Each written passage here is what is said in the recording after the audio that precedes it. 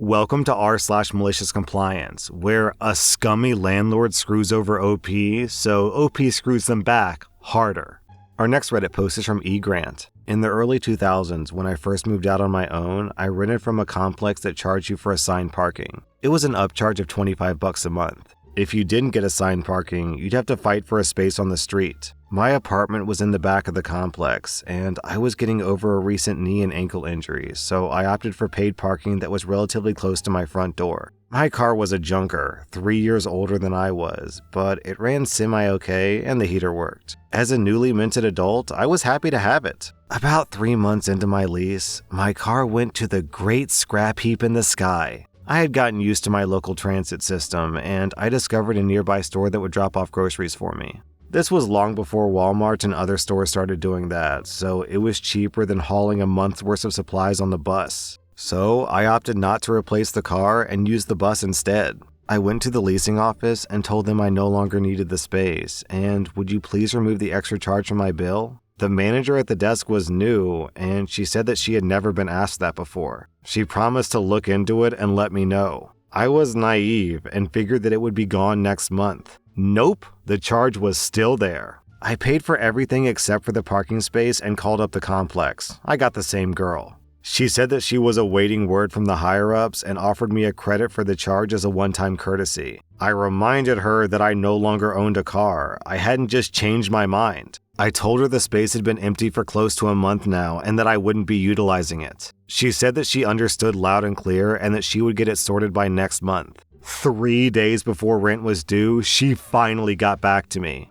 Apparently, the charge was in my lease and it couldn't be removed without breaking the lease and signing a new one. Even if I didn't move out, they would charge me the lease breaking and initiation fees, and my rent would go up to the new current market value. This would be over $1,000, so it wasn't an option for someone freshly on their own. So I kept the parking space on the lease. 3 weeks later, I was reviewing my lease to get the phone number for maintenance, and I noticed a clause for the parking space. Essentially, I could park a motorcycle, a scooter, car, truck, SUV, or a trailer in the space. My gears started turning. For me to be in compliance, whatever I parked in that space had to have wheels on it. So I went to a local version of Craigslist and found a wheeled container similar to a shipping container. It wasn't cheap, but it was worth every cent. The apartment complex offered storage sheds at an upcharge too. Being fresh out of high school, I didn't have much stuff to store. My neighbor, though, did. I threw a lock on the unit and offered it to my neighbor for half the cost of a shed,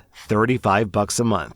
He was able to move his stuff out of his storage unit where he was paying over $100 a month, and my container was available 24/7, 365 days a year. He was happy for the arrangement and paid several months in advance. The complex put several tow stickers on the trailer for it being out of compliance, but I called the tow company and faxed them a copy of the lease where it says that trailers are allowed. The container was registered with the county as a utility trailer, so there's nothing they could do. They tried to fine me for improper parking, but again, I had proof that I was within my rights. They even offered to remove the parking charge on my lease if I would relocate the container. With what my neighbor was paying me, I could cover my water bill every month, so I declined. I stayed there 18 months, and I sold the trailer to my neighbor when I moved out. He had to rent a car to relocate it to his assigned space, but he said that it was worth a couple $100 that he paid. He ended up saving over $1,000 a year renting from me. Other neighbors even started bringing in their own containers too, even if that meant buying a second parking space. Sheds were being vacated at such a large volume that the complex tried to give them away at 6 months free. Few people took them up on it. The apartment complex amended the new leases to exclude trailers, but they could do nothing about those that had already had them in the spot. Instead of moving out and giving notice, renters would just reassign their lease to new people so they could be grandfathered into the trailer clause. I drove by the apartment complex 2 years or so after I moved out, going to a friend's for Thanksgiving. The complex had been sold to a new owner and changed their name. But wouldn't you know it, there were still a dozen wheeled shipping containers parked in the parking lot. OP, when the apartment complex offered to amend your lease to remove the parking fee, you should have said, "Well, I could let you do that, but then I would have to charge you the initiation and lease breaking fees." Our next Reddit post is from Tippy Toe Master. My first job out of high school was a big deal for me. It was a simple data entry job that I took very seriously. I started moving up very quickly. With so many young entry-level employees, turnaround was high, and I guess sticking around made me stand out. I was soaring in that company. Before I knew it, I was a team supervisor. In my department, there was only one other supervisor. We worked very well together and agreed on almost everything. Our department was doing so well that our manager was recruited by another department for a much more lucrative role in the company. The new manager was the nicest man alive, but as an outside hire, he didn't know anything about how we ran things. At the same time as he was getting acquainted with us, the other supervisor went on maternity leave. That made me the only leader in the department that had any idea what we were doing. It sounds rough, but I blossomed under those circumstances. I helped find our new acting supervisor, Trevor. I hired all the new staff members, from talking to the recruiter, conducting the interviews, and making the call to offer the position. I was running the show, and I loved it. Our new manager wasn't really grasping things and told me that he was thinking about leaving. I was sad to see him go. He then told me that he thought that he would ask his higher-ups to have me backfill into his position. This would have been the opportunity of a lifetime for me. A week later, my manager told me that he talked to the director, but the position wasn't going to me. It was going to the acting supervisor, Trevor. Apparently, this guy had been schmoozing while I had been working. I hadn't even been paying attention to him. Trevor had become buddy-buddy with the director by spending all of his time in his office and going drinking with him at the driving range. I was heartbroken. I wasn't even aiming for that job until my boss suggested it to me. I had gotten my hopes up only to be crushed. I tried to shake it off and get back to work. I oversaw department projects, and I had one that required thousands of entries on an Excel sheet. I assigned our staff to the project, and I did my share as well.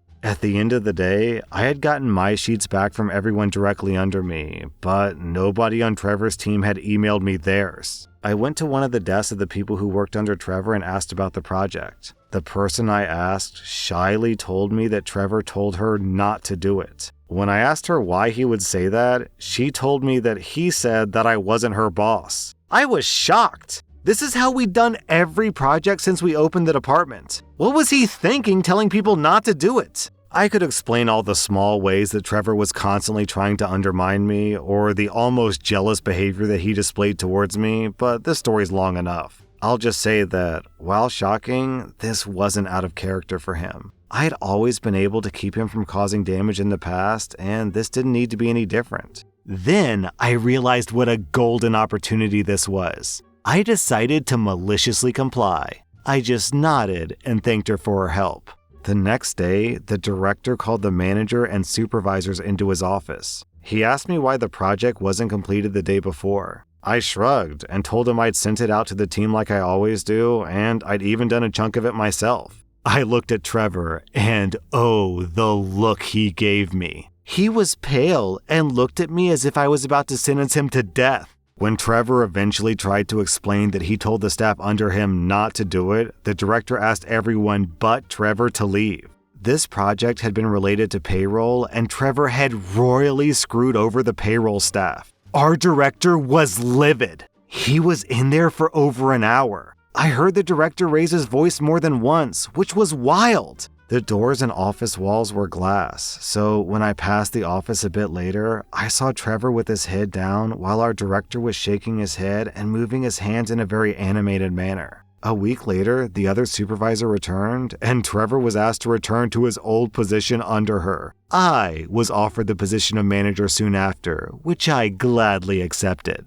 Our next Reddit post is from Ansela Jonla. I'm a woman in retail merchandising, which skews male in terms of employment statistics. Most guys I work with are okay, but some of the guys are not ideal coworkers. This story is about one of those coworkers. On many of our jobs, there's a no smoking in the delivery yard rule. Unless that's where the smoking area is, you can't smoke out there. One client doesn't allow smoke breaks between 11 p.m. and 6 a.m. either, which irritates many of my coworkers due to the high level of nicotine addicts among them. If you get caught slipping into the yard for a smoke, you're removed from the job, and possibly even the contract if you're a frequent offender. Cue this guy, we'll call him Puff. He's a smoker with an attitude towards health and safety that has already seen him kicked off multiple contracts for things like climbing stuff that shouldn't be climbed or throwing things that shouldn't be thrown. On this occasion, I was the only woman on the team, and I was the only non-smoker. As a non-smoker, I had more freedom of movement than the guys did.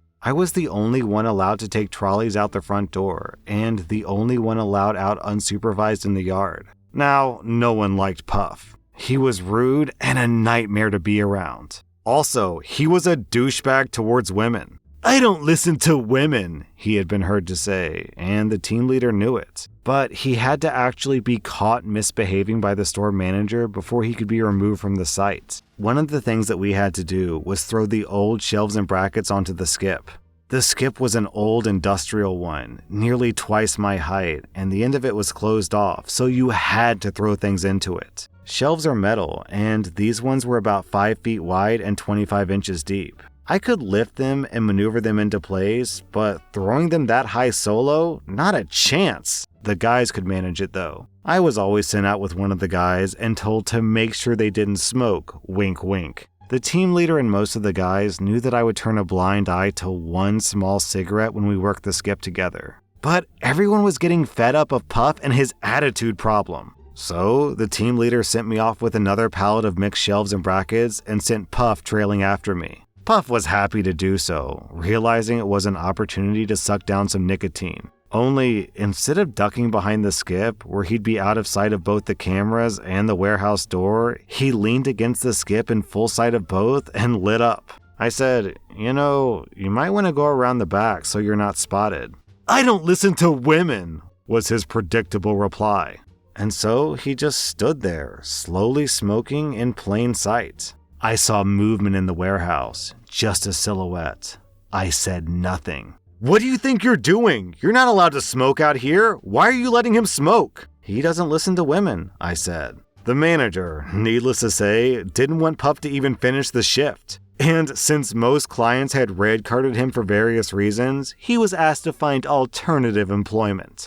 Our next Reddit post is from Reddit admin Dumb. I was taking a class, and the class is graded on 7 different projects of increasing difficulty, then we have a final at the end. Your projects are worth 60% of your grade, and the final's worth 40%. Their policy is that they drop the lowest project grade to calculate your grade. On my first 6 projects, I got 5 perfect scores, 100 out of 100, and my lowest grade was 85 out of 100. The last project seemed particularly long and annoying, and I was quite busy with a lot of other things. I emailed the professor to clarify his grading policy, and he tells me that I still need to submit something, otherwise the policy won't apply.